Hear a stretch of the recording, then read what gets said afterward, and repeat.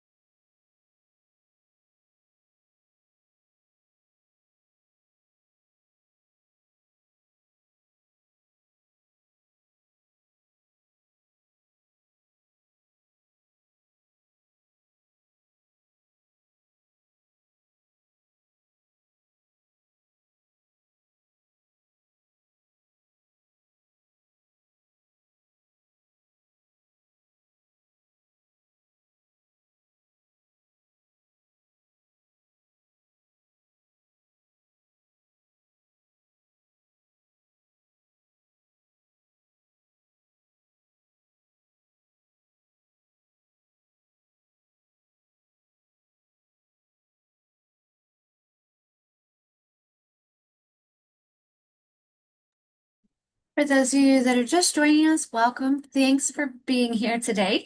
We'll get started right at the top of the hour, maybe a minute or two after. We have a really cool topic today. It was one of our most popular from last year, so we're excited to see it roll out again this year with a few different updates and changes. So as soon as Suzette is here, we'll kick it off and get going.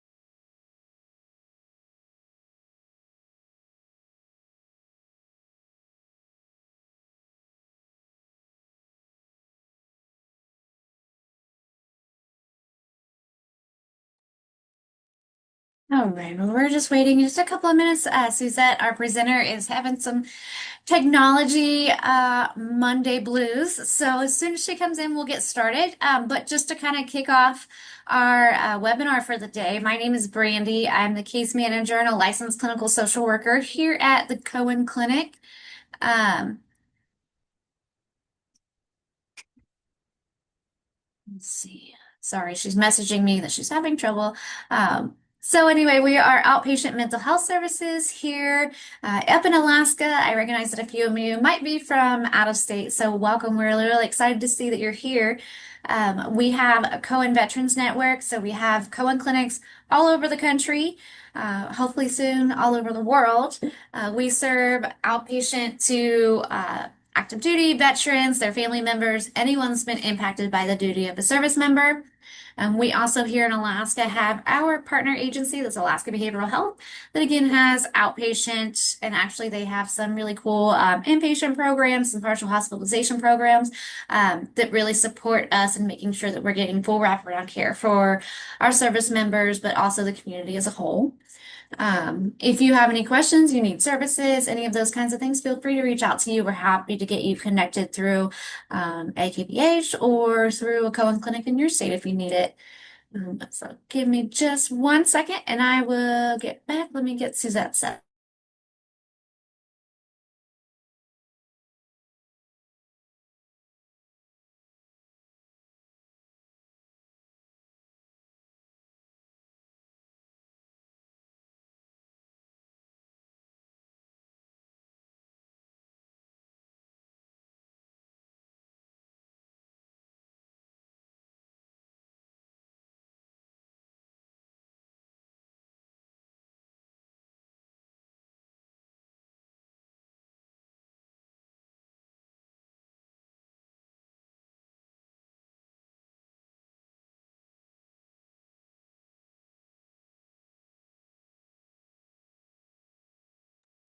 I think we just about got her in, so let me add her.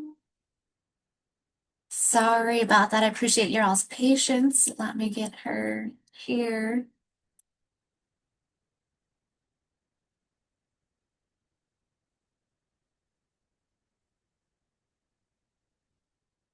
There we go. Hey, Suzette. Thank you. Sorry about the difficulty. No, that's okay. Um, I will get ready to share your slides if you want to do. I've already introduced myself in the clinic. If you just wanted to do a little introduction for yourself.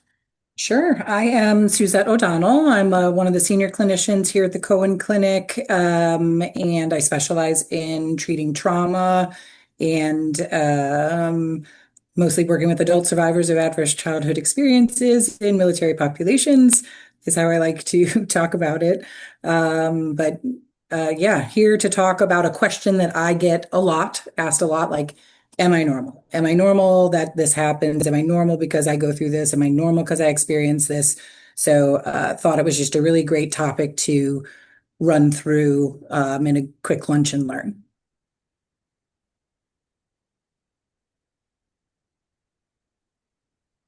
So moving into that overarching, am I normal? Most likely, yes, if you're human and you are here on this, then chances are good, whatever you're experiencing, it is part and parcel with the human experience. Some of it is how we're set up to experience our world and go through things, and some is impacted by the things that have happened to us, the things that we've gone through in our lives. So we're going to break all that down. So the main objectives today, gain an understanding of the human condition across continuums. I like to talk across continuums because they're helpful to give us a visual layout, but and then each individual can kind of figure out where they are at any given moment on that continuum, and that can be helpful. We're also going to talk about the 3 degrees of stress and common stress responses across kind of the way we think in terms of these responses. Some of them will be thoughts that we have, some of them will be behaviors that we have, some will be emotions that we experience or physiological symptoms. And then lastly, understand how cognitive behavioral therapy can be beneficial for anyone, anywhere, on any continuum. Really just any tool that you have to understand what's happening, understand yourself, understand the world around you, understand how you bounce off others, that is in general helpful to individuals. And for this, we're going to start laying out this continuum. So we start with this topic, am I normal? And that just that question alone, right? Like listening to me as a therapist, somebody comes in and hearing that question, they've explained something, I'm going through this. Am I normal? Like, is this a normal thing?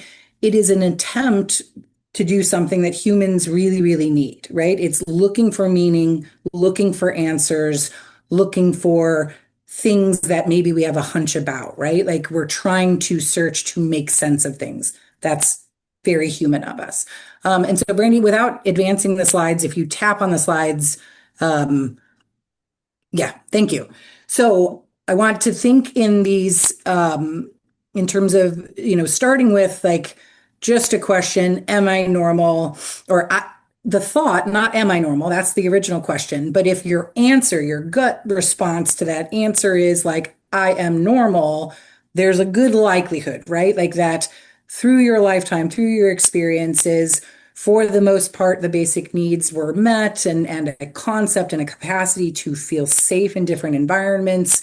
Perhaps there was a good amount of consistency and structure, if not everywhere, at least good examples of it throughout the lifespan. Um, Emotional attunement, this capacity to connect with another individual, to feel understood, to understand, to feel emotionally validated, emotionally understood. That's kind of what we mean with this emotional attunement.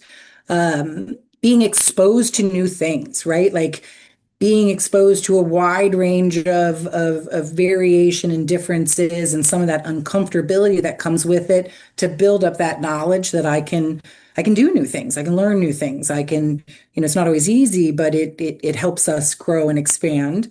Having, in that same vein, lots of exposure to positive stressors.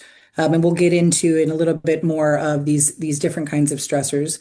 But also to come up with a thought like I am normal, right? It takes a pretty good level of positive self-esteem that I kind of inherently know I have worth, I have value, I have choice, I have agency, autonomy, and a good possibility, a capacity for self-compassion, to know that to be human is to experience pain or difficulty, and that's pretty normal, and it's difficult to do difficult things, and I can validate that, and that's what helps me then move into kind of a solutions focused. And now we want to jump over to the other end of the continuum, and that is not advancing it, but this belief that I am not normal, right? Like something's wrong with me.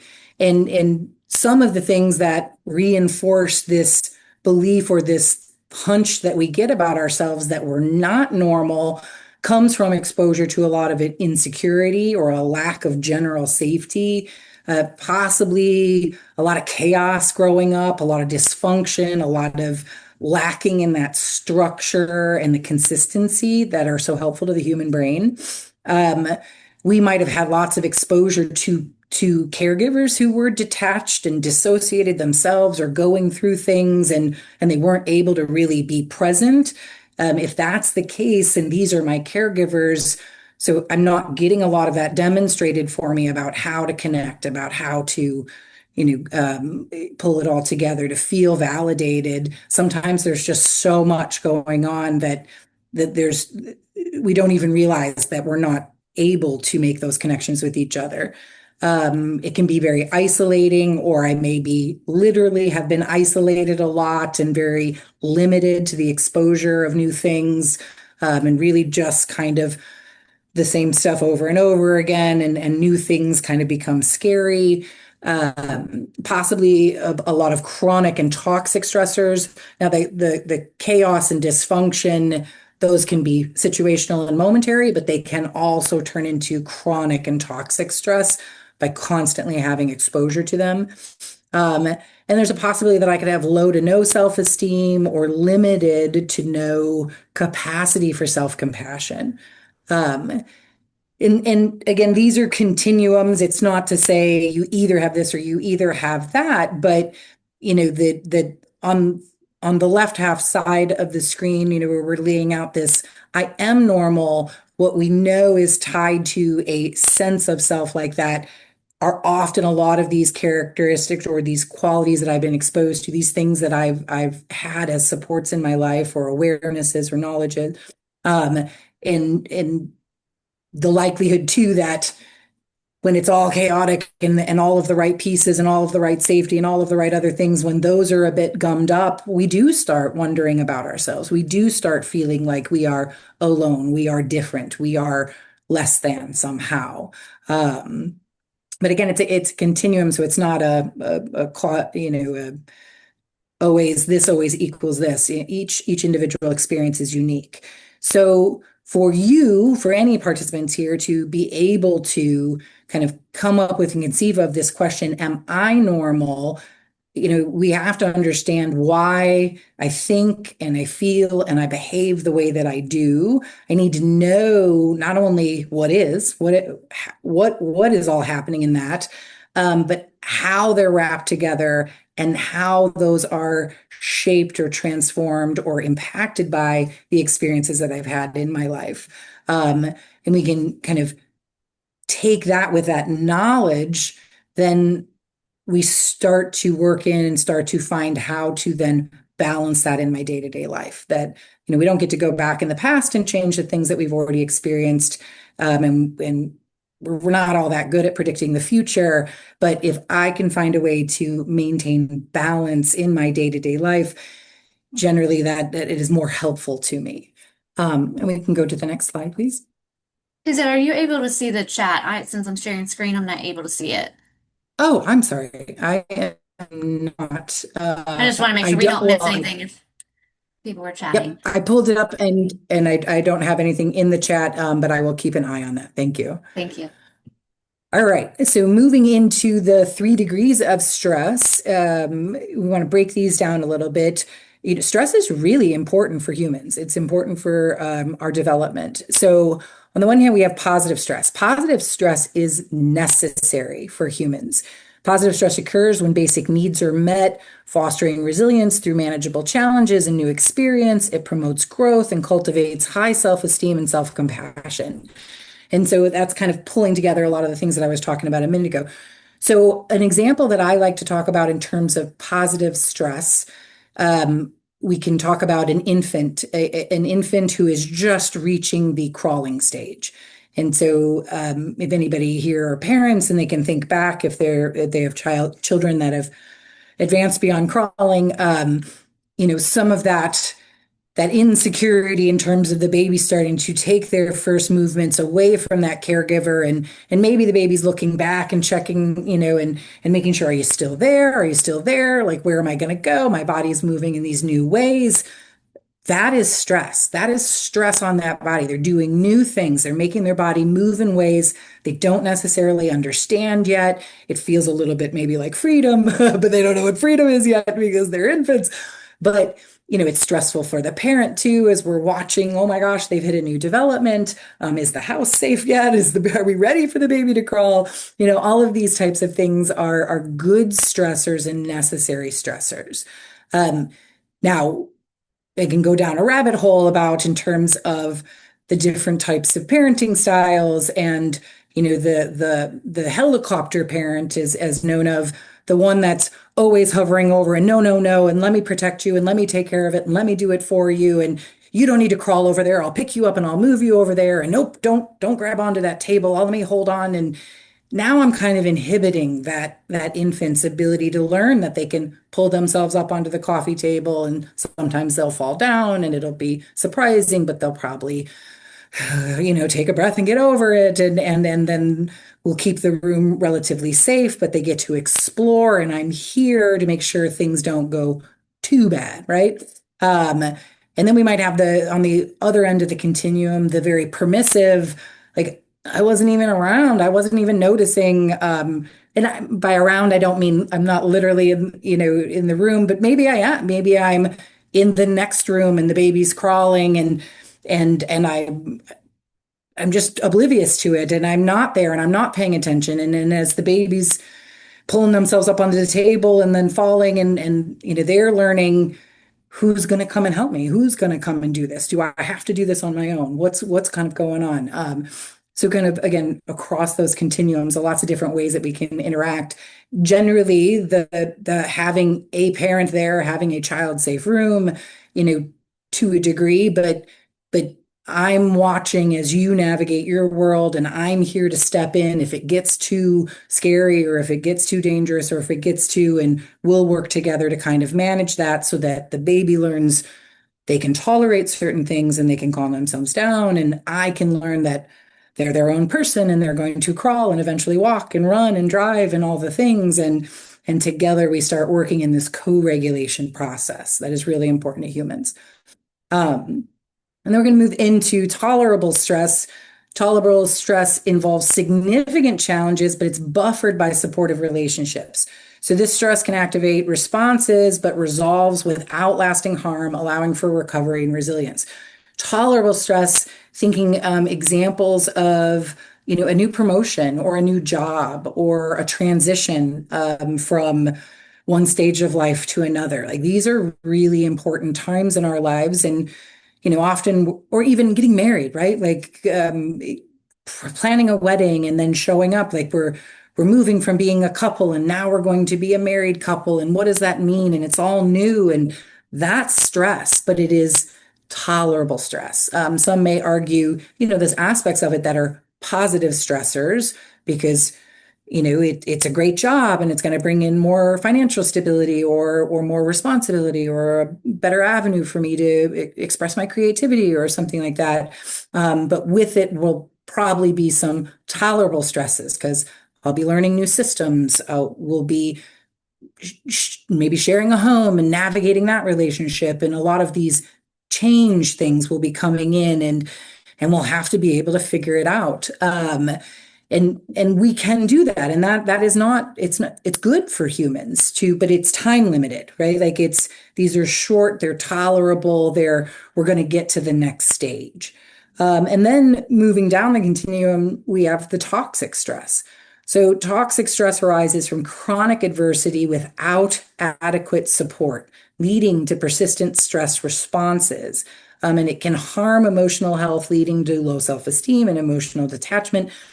Again, going back to that previous slide, the cumulative effect of all of this coming together is just one thing after another that maybe each one thing on its own could be tolerable, but I don't know about anybody else, but I've certainly had moments in life where it's all the things are barely tolerable to begin with, and it's all things at once, and it's all happening, and it can get pushed into this toxic level.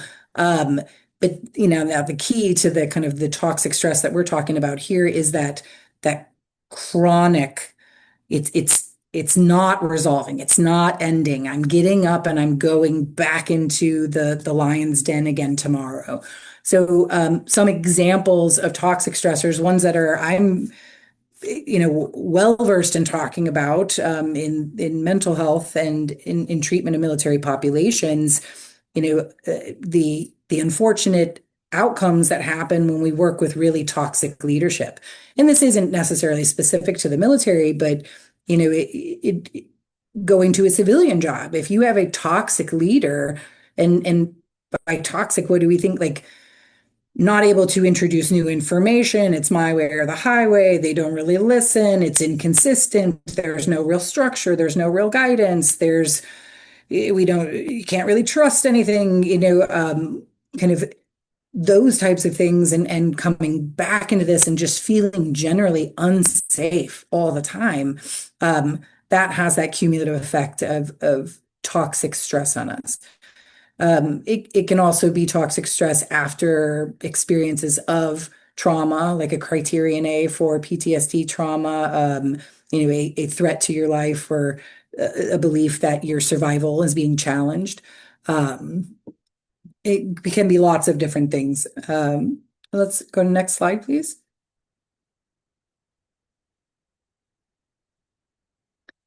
Great. And so I was talking about kind of that cumulative effect. Now, Again, my specialty, working with adult survivors of adverse childhood experiences, there's a wide range of things that fit into categories. The traditional ACE studies, there's 10 very specific things, but humans experience stress, and so when we are exposed to toxic stress in that chronic way, it changes. It affects how we develop. It affects our thoughts. It affects our beliefs. It affects how our bodies respond to it. It affects our behavioral responses, and ultimately can shape our sense of self. And so, what this slide is breaking down is really kind of some of the main points from the ACEs study. Toxic stress happens when the brain endures repeated stress or danger, and it starts releasing these fight or flight hormones. Cortisol is one of them. And the internal alarm system, again, it starts setting off your heart rate, and your blood pressure goes up because you need your veins real rigid to move that blood real fast, and because we want to get the blood flooding to our major muscle groups in a fight, flight, freeze response. So the body's prepping to do all these things, but it's pretty hard on the body. I mean, we're designed to do that in a bear attack. We want to do that in a bear attack. We don't want to be thinking. We want our bodies to go into a survival response, but when we're chronically exposed to these toxic stressors that create these signals in the body saying, "Oh my gosh, it's a bear fight," when it's not a literal bear fight, that in the long run has a big impact on how our bodies function. The over time, this puts pressure on our heart, makes us more susceptible to heart disease or high blood pressure, potentially type 2 diabetes. It has a huge impact on our stomach, the brain gut axis. Your stomach is the second part of your body that has the highest neurons. Your brain is the first, and the stomach is the second. So we wonder why, upset stomach or irritable bowel or whatever it is. These two are directly linked, and we feel that stress in our stomachs. We feel it. And ultimately also impacting our immune system. When our body is dumping these chemicals, then we don't necessarily have them as readily available to do the things that they're already supposed to do. And we start wearing out and depleting certain things. And I'm very much simplifying this for the sake of the time that we have. But basically, toxic stress can disrupt organs, tissues, brain development, and over time, it limits a person's ability to process information, to make decisions, to interact with others, and to regulate emotions. So these consequences may follow a person into adulthood. They do follow us into adulthood, but again, this isn't an end all be all. They put limits to our ability to. Humans, I can't stress this enough, are incredibly resilient, and we have neuroplasticity, and we have the capacity to heal from our experiences, to grow, to learn, to develop. And so that's just really important to balance it as well. Let's move to the next slide, please. So going back to this kind of the original question, am I normal? I think it's helpful to talk about what is normal, right? And so again, I like to think across these continuums, but what I want us thinking about is it depends on the conditioning that has occurred. So what I'd like to discuss that these thoughts that we can have and some of the behavioral responses, on the left-hand side, when I have high safety and I have good support, and what am I likely to think? And we move through the continuum over to the chronic and trauma and insecurity, and the types of things that I am likely to think or likely to feel or likely to behave. And yes, I will make the slides. Generally, what I do is I'll turn them into PDF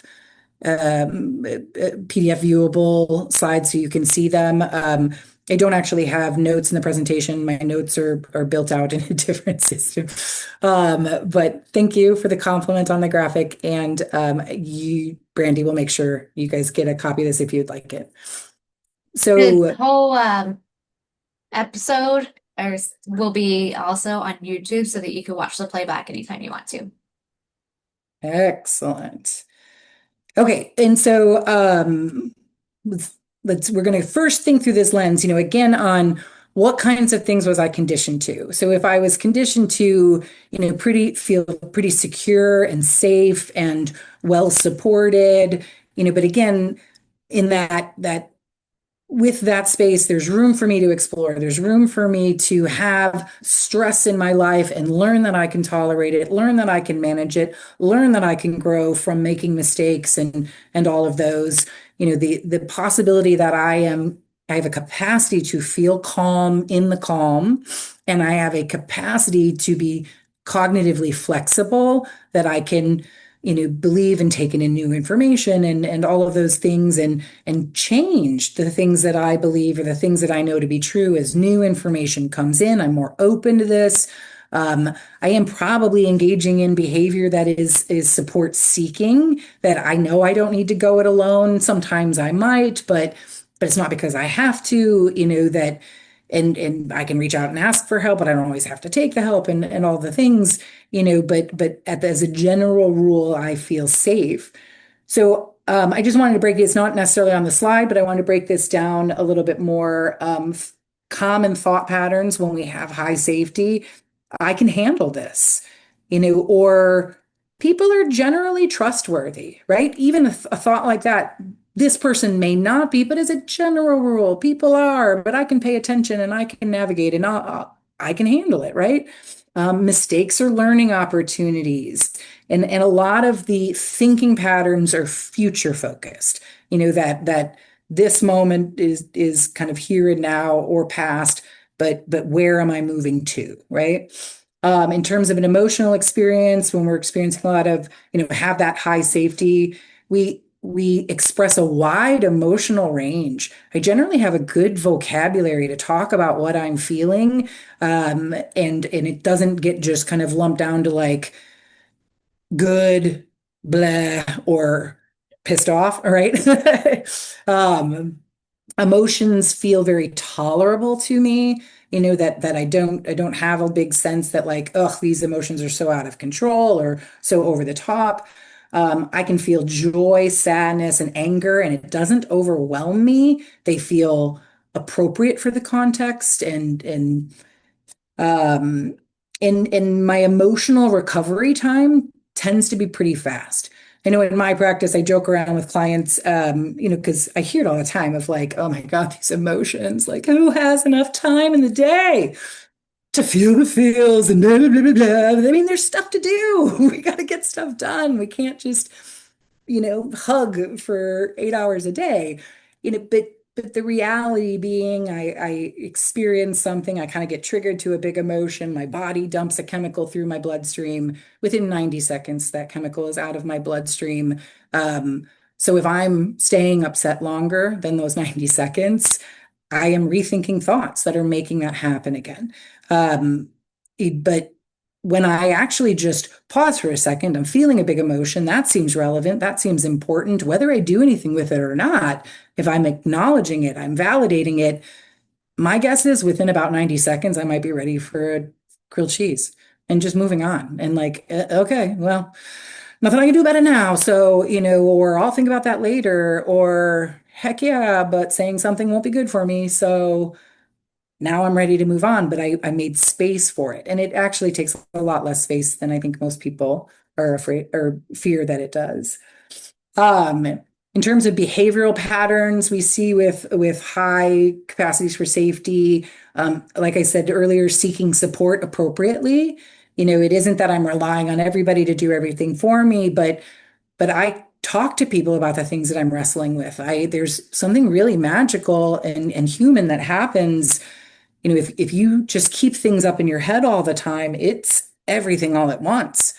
That can get very overwhelming. It's in the process of finding the words to describe what I mean, where I need to kind of get specific, and the benefit of having another human being in the room to try to find the words to say it to watch how they bounce off that person, to then say, is that really, not like, no, that's not what I mean, or it can be, but it's this dance that we do together that helps us really know and understand what it is we think, what it is we believe, and again increase our understanding in that.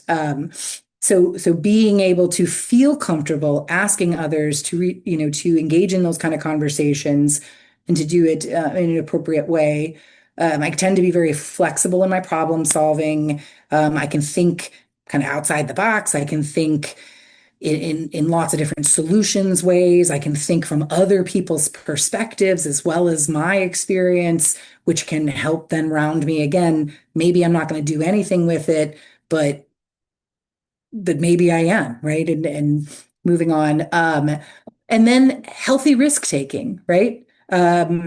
Maybe I can relate that back to what I was just saying about, am I going to do anything with this or not, right? Like imagine yourself sitting in a meeting in your work environment and, on the one hand, whatever the boss just said does not sit okay with me, right? Like that feels wrong. That feels like it undermines something they said yesterday or something that, whatever it is, it's reasonable on some days to say, but you know what? I'm going to keep my hand in my lap and I will have a follow-up conversation tomorrow and just let them know I didn't appreciate that, or maybe they could say that better, and some days, no, it is my hands going up and we need to pause. That felt really dismissive. That felt like you don't understand what your workers do. That felt disrespectful. I don't think that's what you mean, but it feels very important to me right now to say something right now, right?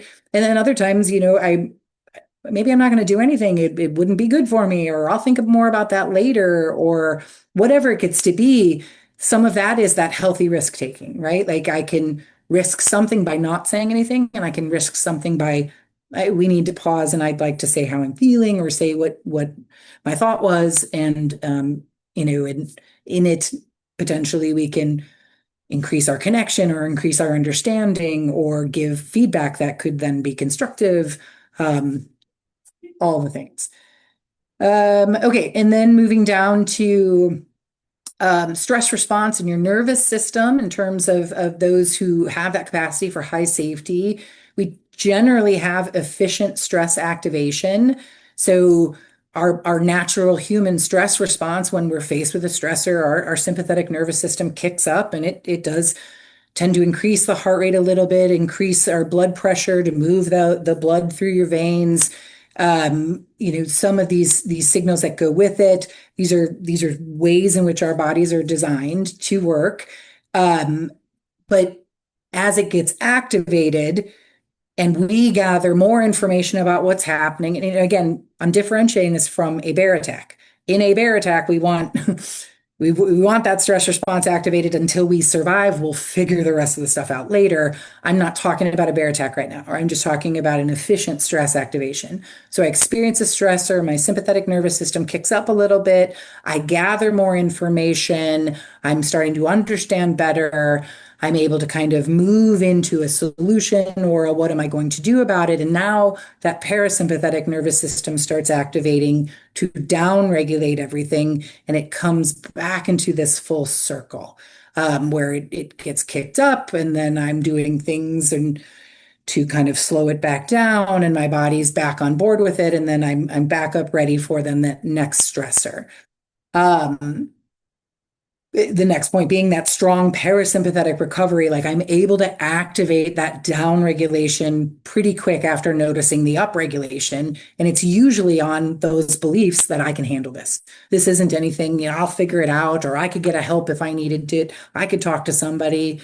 It's not going to kill me. Kind of some of these thoughts are then also helpful. Sometimes I am stopping to take a big, slow, deep breath because I know I need to either not flood my brain with oxygen or cut it off from oxygen, but I need that mid flow to just be able to think straight. And again, coming back to this solution focused. When we have really high capacity for feeling safe, we often have really good sleep quality. So it does not take us too long to get to the point of allowing our bodies and our brains to relax, to be able to get sleep. I'm able to get into level 3 and level 4 sleep. Level 3 is the REM sleep, rapid eye movement. That's the dream state. Our dream state gets balanced with the deep sleep. And in deep sleep is where your brain is cleaning out the plaques and the things that are kind of, fixing stuff and all that to clean out the junk and get ready for the next day to be able to function optimally. We really do need to be able to get into those two levels. And those two levels, they work in congress with each other, and with light sleep, which often feels like you're awake, but 50% of your night's sleep is spent in light sleep, and light sleep moves you in and out of all these other sleep states. But your capacity to get into those really good deep and REM sleep is much more likely when we have a capacity for safety and we feel generally supported.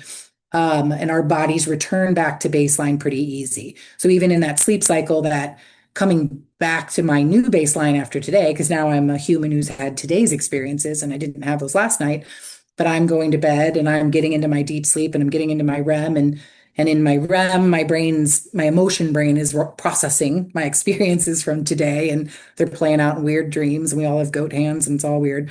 But then in the deep sleep, the brain's cleaning it out, and then I'm returning back to this baseline of functioning for the next morning as I get up and face my day.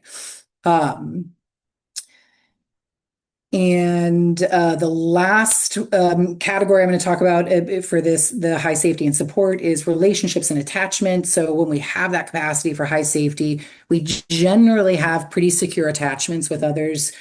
We are comfortable with closeness as well as independence. We can find that balance between the two. Again, I know I can ask for help. I know that I don't necessarily need it, or I don't, but I can pick and choose. And when we engage in conflict, or when we're experiencing conflict, it feels survivable. It definitely feels difficult, but it's survivable. And again, I can handle this. That thought alone, I think, is a good, jumping off point for thinking about that high safety and support. Any questions, concerns, or comments before I move into kind of the middle ground? All right. If there any come up, I will do my best to notice them. But okay, so now moving into mixed safety. So in terms of thoughts, some of the common thoughts that might be with this: I need to be careful. I'll just rely on myself. Maybe there is some optimism, but optimism that's often paired with threat scanning, right? I know things can work out, but I've got to find all the dangers or the pitfalls or the whatever so I can stay on top of it, right? Like there's this mixture of them. And there's likely to be a bit of conditional trust. As long as I see certain things, then I'll be able to, right? That's a formula. If there's a condition, if then clauses are conditional. And that, like the thought on the slide, we're a little bit guarded and self-reliant, and there's that tendency to be careful in things. When it comes to the emotional experience with the mixed safety, emotions can fluctuate a bit more. They don't feel as even keel. They might be bouncing back and forth a little bit. Maybe at times feel a little bit roller coastery. Stress feels intense, but still kind of manageable. But it is probably where we start introducing those words like overwhelmed. Like I know in my practice, hearing people talk about, overwhelm, we often talk about what are you doing to manage that? And it's very high functioning things, and they are managing very well. So they are managing it, right? Like, but it's hard. It's really difficult. It's very draining. It's very exhausting. So that intensity of the overwhelm. There might be some emotional suppression or over control is how I have it written in my notes, although control is a trigger word for me when people talk about emotions, because I hear that all the time. Like, come to therapy, I want to learn how to control my emotions. And spoiler alert, if you do therapy with me, I'm going to teach you how to let go of trying to control your emotions. I want you to notice your emotions, be aware of your emotions, validate your emotions, and you will be ready for a grilled cheese within 90 seconds if you can do that. because I mean that's to be human at the core. It's when we're trying to control them is what's going to get us out of control. And when I'm just able to acknowledge them and allow myself to be human, I feel very in control of them, right? And it's the influence that I have over it that what we want. I want to have more influence and to have it be positive. And so when we are in kind of that mixed safety, we might be suppressing what we're feeling. We might be judging or starting to judge in certain situations, certain contexts, maybe not always, but some sort of I shouldn't feel this way, or those types of thoughts. In terms of behavioral patterns, we probably see a little bit more self-reliance, that comes with some of that guarded, that I know I could ask people, but I don't. Right? Like and alternating between feeling connection and feeling withdrawn. I might bounce between, again, some of that maybe roller coastering between the two. Um, and and there's a good chance that I am probably starting to experiment with using control as a way to manage anxiety. And control being trying to control the situation, trying to control the outcomes, trying to control the narrative, trying to, you know, pull these things in so that I don't have to be as worried, or so that others don't have to be, or so that these negative things won't happen. If I can just control everything, then it should be kind of okay. When it comes to our stress response and nervous system, we tend to have elevated baseline arousal. So we're just a little bit higher, maybe in heart rate or blood pressure or reactivity in terms of physiological responses. Um, when we are experiencing significant stressors, there was a high likelihood that our sleep will be disrupted by them. So some of it may be, my body's exhausted, but as soon as I lay my head down on the pillow, then it's like, let's think about every bad mistake we've ever made, and then I'm all worked up and I can't go back to sleep. Um, the recovery from some of these things, it requires a decent amount of effort on my part. It doesn't just happen very naturally. Like I was talking about that loop of the sympathetic and parasympathetic nervous system kind of working in Congress. I've really got to get intentional, or I've really got to kind of create space or time to kind of calm things down. Um, and generally with that mixed sense of safety bag, I am feeling functional for the most part, but pretty taxed, right?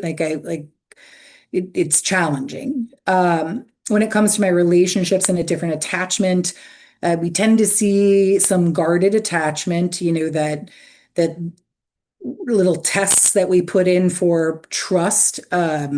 I could do another whole presentation on how I believe people often mix up trust and reliability. But in this context, we're talking about my capacity to trust feels a lot like it gets gummed up with people's reliability, so I may be putting up barriers or walls or something, or just jump through my hoop and then I'll know I can trust you, or whatever it is, but it isn't necessarily just this open, like you're as reliable as you are and I'll be fine and good no matter what you do kind of belief. When we have this mixed safety, we often have a fear of burdening other people. I'd be a burden if I asked for help, or if I needed this or I needed that, that it would be additionally stressing to other people or our support system, reinforcing that kind of isolation, keep it to yourself, knock it off, suck it up, move on kind of thing. And conflict is often stressful but pretty manageable, that it might take me a little bit longer. I've got to work up to it.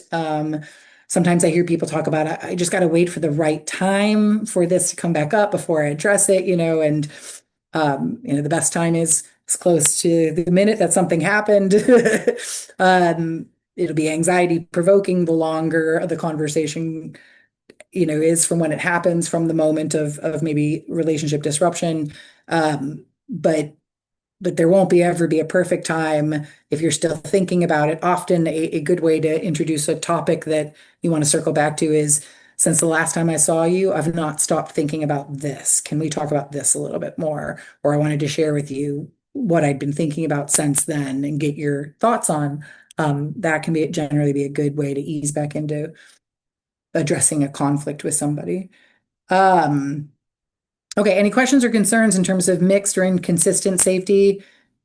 I think for me, one of the biggest takeaways of that middle yellow tab, the wonderful thing about humans, our caregivers and the adults in the room and the people we interact with and the experiences that we have in our life, like they don't need to be perfect.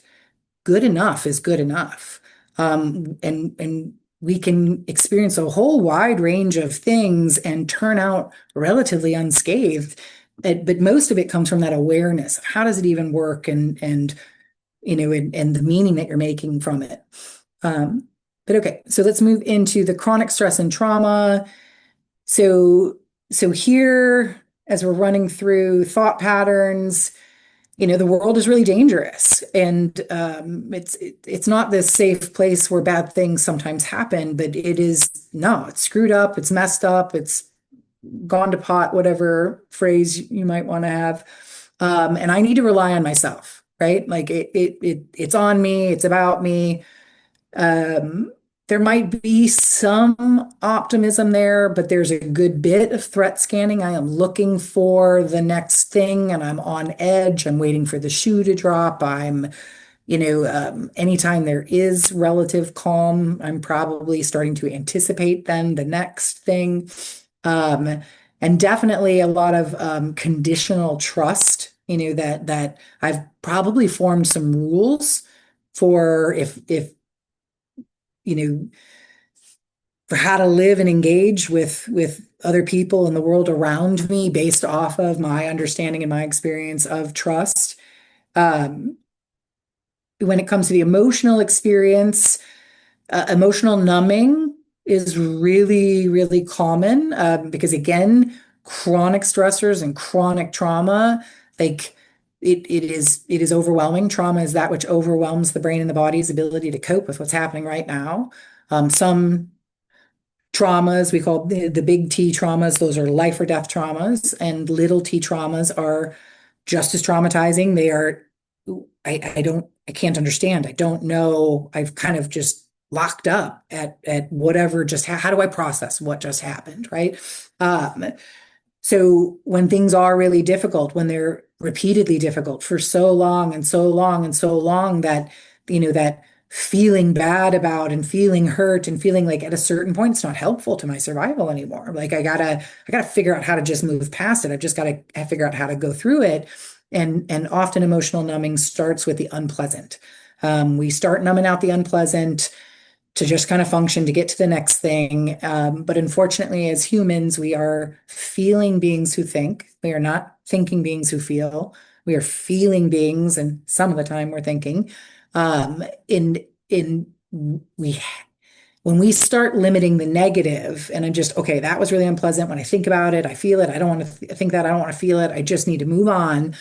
Um, that starts numbing out the bad, but we lose touch with all of the emotions. We don't just lose touch with the bad ones, we just start going numb to feelings. So I generally feel kind of nothing, or I feel super angry, right? It's the 0 to 60, but it's zero unless I'm 60 for the most part.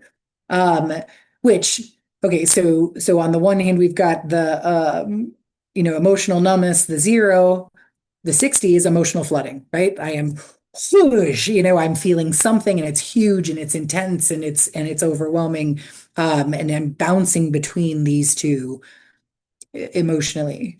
Anger, fear, and shame tend to dominate my emotional experience.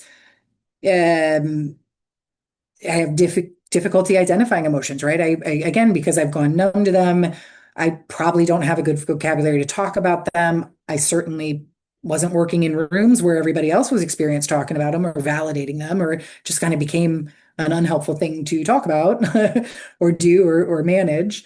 And it takes a long time for me to recover. I get very worked up and I stay worked up for a long time. It's hard to kind of switch back into um, and what we actually see is the parasympathetic or the sympathetic nervous system activates and it gets us up in this high stress response. And instead of completing the loop, well, what it does is, given enough time, it'll eventually kind of fade out.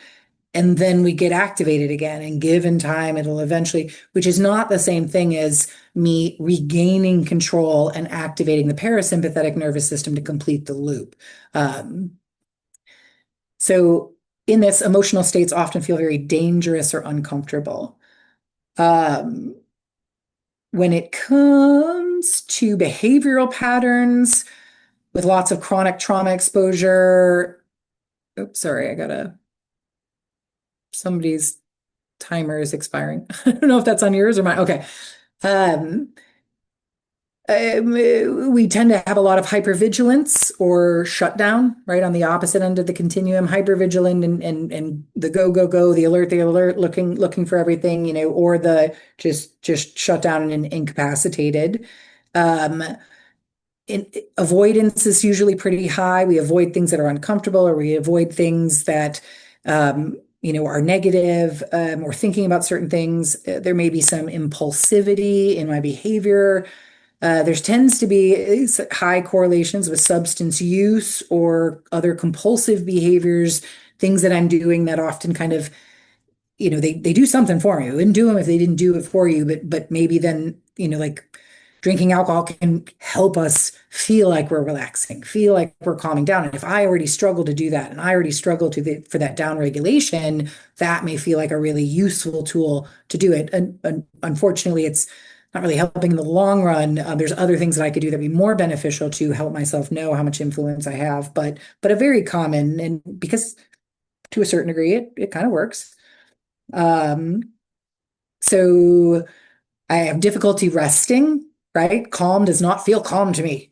That, I would say, in my practice is kind of next level. Clients come in to work on anxiety, and then they come back 6 months later and they're like, I've backslid. I was like, okay, what does that mean? And they're like, I don't have anxiety anymore, but now I'm having anxiety about not having anxiety. It's like, oh, no, that's just next level, right? Now we eradicated kind of the anxiety, but now we got to build that capacity to feel calm in the calm and not have it just be waiting for the next shoe to drop. Let's see.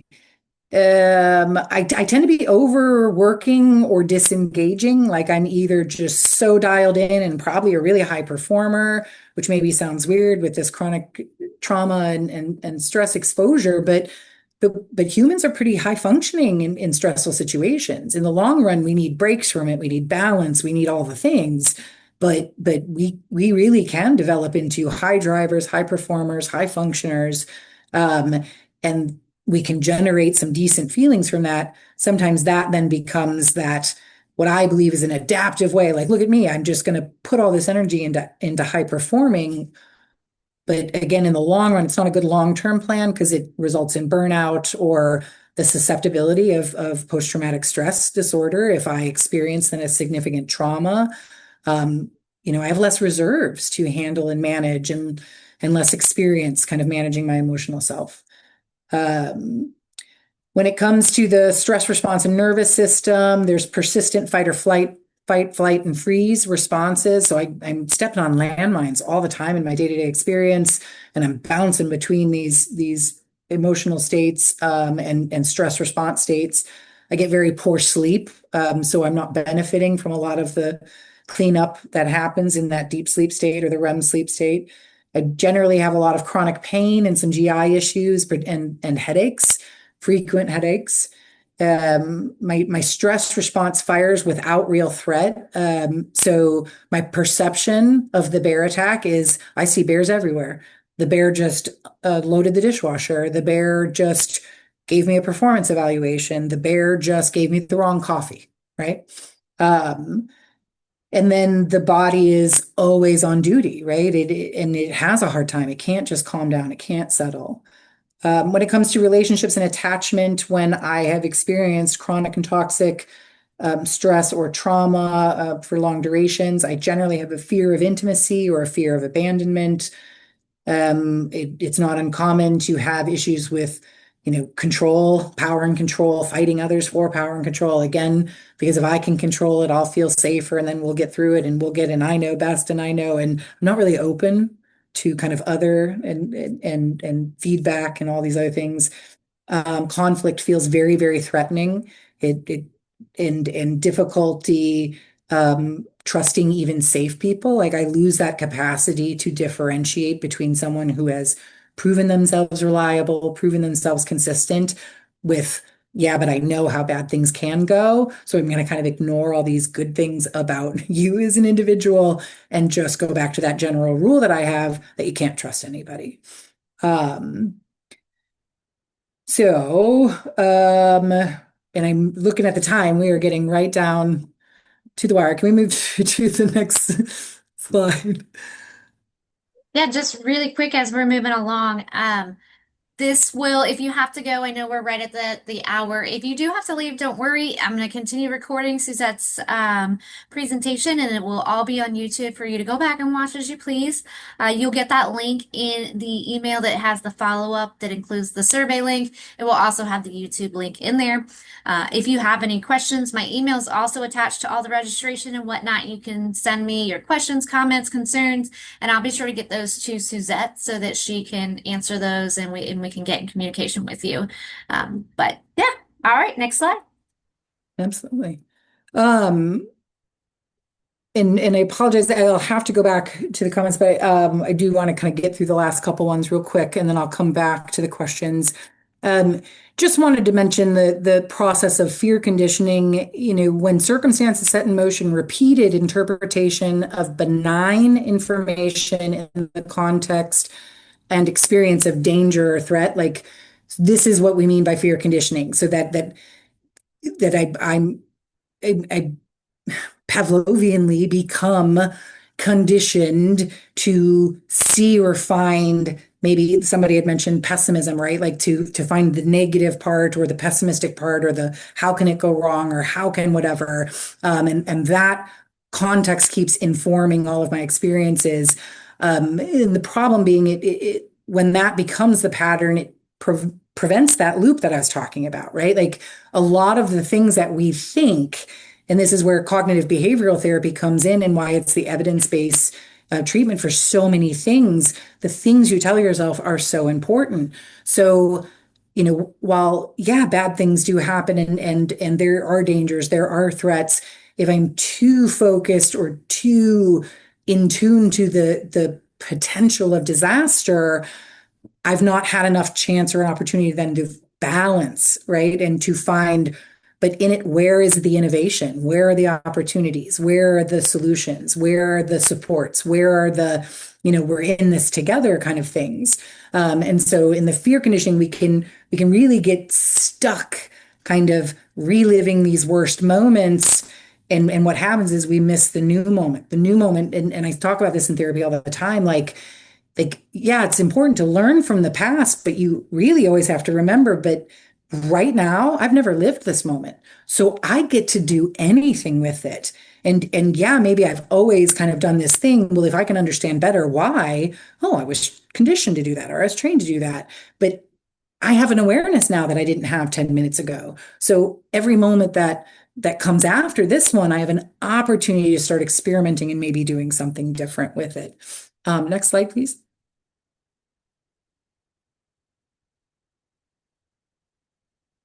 And so I definitely don't want this.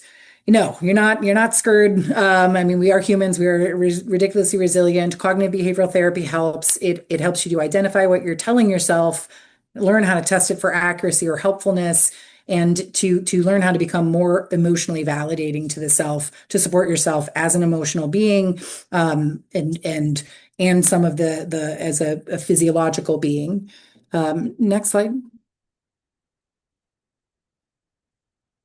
And yeah, identify what you're doing about it, if anything, and then hopefully get the outcomes that you're wanting. Next slide. So these will come out in the slides. This was from Compassion Focused. These are they're kind of it's an experiment of doing the opposite, right? That if your threat system, if you are somebody who often is in that threat mode and very quick to the threat mode response. You look on the left-hand column that your threat system is telling you, oh, avoid these things, and all these other things.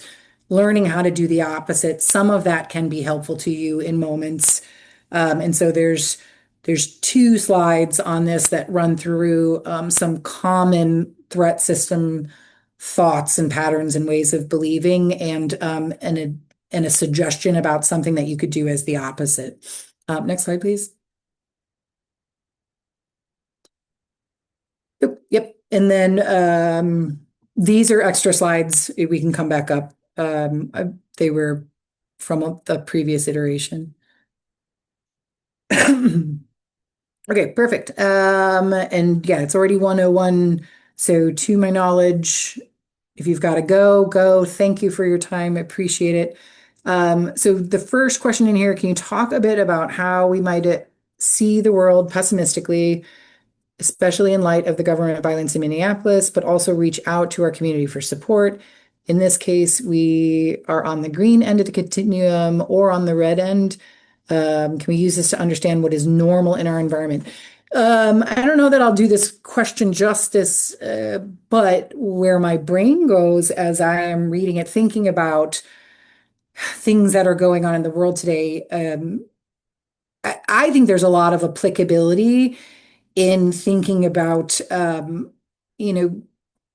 the human stress response, and again, where is that continuum? Because if there's a good chance you're going to interact or, somebody who's got very radical views, or what seems to be radical opinions or radical political affiliations or radical, here's the answer from you. And what I think what we've been talking about today gives us a tool to start not making a bunch of assumptions about other people, but again, in terms of that cognitive flexibility of being able to see what kind of experiences might I have had to get me to a point where, yeah, that seems like the right answer, and if it's something that, let's say, I personally have a fear of getting too political and going down to, too many different things, but like, I think we're often seeing and exposed to the ends of these continuums or these kind of worst case or best case examples or whatever, and we're not finding enough of that balance in the middle. I am sorry, David. I don't think I did any justice to that question. But being open to listen, being open to say if somebody wants to talk through something, and if somebody wants to share their thoughts and opinions, knowing what your role is. I'm just a sounding board. I'm not here for advice. I'm not here for whatever, but you're another human, and humans matter. So share, and in it we can just say together, yeah, this is hard. This is difficult. But we will find a way to survive it. We will find a way to innovate through it. We will, know that we at least have connection. We have possibilities. That may be a good option, sending messages like that out and being open to just hear and understand and validate. For the other question, one barrier to responding to a conflict is being willing to accept the consequences for taking that healthy risk. How do we provide support for clients facing toxic stress with conjoined sleep disorder or deprivation, especially when working with veterans or people who are incarcerated and are in a continuum of levels of tolerable and toxic trauma? Let's see. And then we're getting into some different tools, effective PTSD medications and microdosing. Again, very, very complex question, very good question. For me personally, don't underestimate the power of doing a slow breathing practice. And my impression is, Milton, maybe you're a provider.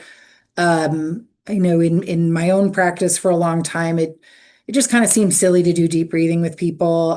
Here's a handout, and you can do box breathing, and you can do this, and you can do that. And I've radically changed that. I'm a very polyvagal informed therapist as a general rule. I do a lot of talking about our nervous system and the influence that we can have over it. And I encourage a breathing technique that has at no point anybody holding their breath, but very slow as you can possibly get it, inhalation through the nose, 5, 6 seconds, and then the 7 to 8 second exhale, and trying to do those, 2 or 3 of those kind of in a row. Um, it is a breathing technique that is likely to trigger, some of the vagus activation, the vagal nerve activation, can help with decreasing some of the tension in the muscles. Um, but just setting somebody up to be much more aware of the influence they have over how their body responds to situations, particularly, I mean, they're going to need it if they are facing toxic stress or kind of going into those, they're going to need it in order to encourage their body through time to be able to get to that point of relaxation so they can get deeper sleep. I would say the roots and the foundations are in slowing your world down, slowing the physiological response down, and starting with the practice in the good moments when it is not stressful right now. When even if you're sitting on a toilet because it's the only time you have to be alone, okay, fine, take a few moments to do some slow, deep breathing. You train for it. Then when the shit hits the fan, that's when your body will say, wait, hold on, let's take a breath. Let's get more information. Let's figure out how we want to respond rather than react, and can build up in that way. So I apologize if that's a pretty basic answer to that, but I would say the roots are in that. Um, yeah, thank you. Awesome. Thank you, Suzette. Again, if any questions come up, feel free to send me those through an email and I will ensure that Suzette gets those. Otherwise, everything will be on YouTube over the next couple of days. And again, if you need some support or any, you need to connect some clients or friends, family, whatever that might be, feel free to reach out to me as well and I can get you connected with a CVN in your local area or our Alaska Behavioral Health if there's no military connection. We can get that wraparound for you. Uh, so awesome. Thanks for joining us, and hopefully we will see you all again next week. All right, thank you guys.